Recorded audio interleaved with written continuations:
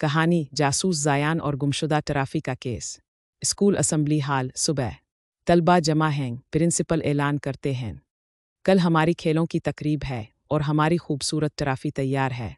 सब खुश हैं। टराफी दिखाई जाती है, टराफी गायब है। प्रिंसिपल परेशान, हमारी टराफी चोरी हो गई है, कोई है जो हमारी मदद करे?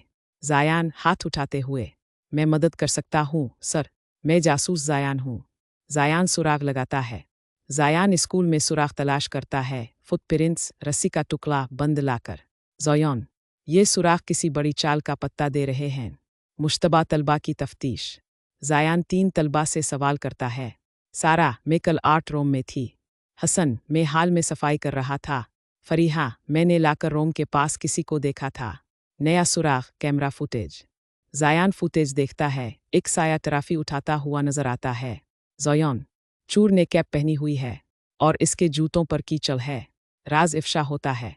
ज़ायान हसन के जूते देखता है, उन पर कीचड़ है।